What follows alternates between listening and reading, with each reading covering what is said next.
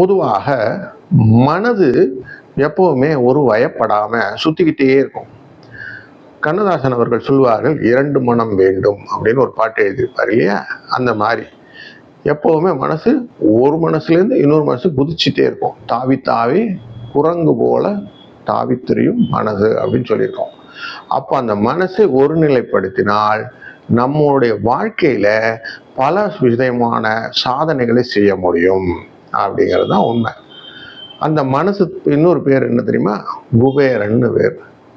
சந்திரனுடைய விஷயமானது குபேரனை கொடுக்கும் அப்படின்னு சொல்றோம். அது மட்டும் இல்லை, உலகத்தில் இருக்கிற பெரிய பணக்காரர்களாக எடுத்து பார்த்தீங்கன்னா கடகராசிக்காரர்களாக இருப்பார்கள். கடகத்தினுடைய அதிபதி யாருன்னு சந்திரன். அப்போ புரிஞ்சுதான் ஐஸ்வர்யத்தை எங்கே தேடணும்னு. அந்த தேடுதலுக்கு தான் இந்த பதிவு ரொம்ப முக்கியமான பதிவாகிறது. அதனால் இந்த பதிவை அவசியம் பாரு. இந்த பதிவினால் வரக்கூடிய பலன்களையும் அவசியமாக நாம் எடுத்துக்கொள்ள வேண்டும். நான் உறுதியாக சொல்ல முடியும்.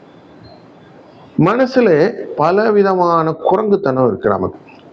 அதில் ஒரு குரங்குத்தனம் எப்படின்னாக்க, நம்ம பேசிக்கிட்டே இருக்கும்போது, இப்போ நான் உங்களோட காணொலி பேசி கொண்டிருக்கும் போதே என்னுடைய சிந்தனை குதிரை வேற எங்கேயோ பறந்து விடும். இந்த குதிரையை திருப்பி கூட்டிட்டு வந்து உட்கார வைக்கிறது எனக்கு பெரிய கஷ்டம். இந்த குதிரையை அடக்கிட்டேன்னு வச்சுக்கோங்களேன், மனதை அடக்கி விட்டேன் அப்படின்னு வைப்போம். ஸ்கந்தகுரு கவசத்திலே ஒரு வார்த்தை சொல்வார், மனதை அடக்க வழி ஒன்றும் அறிந்திலேன் நான் அப்படின்னு சொல்வார் இல்லையா? அவருக்கே அப்படின்னா நமக்கெல்லாம் இப்படி சாமானியர்களுக்கெல்லாம் மனதை அடக்கிறதுக்கு ஒரு வழியே இல்லாமல் சுற்றிட்டு இருக்கிறோம்னு தெரியுது.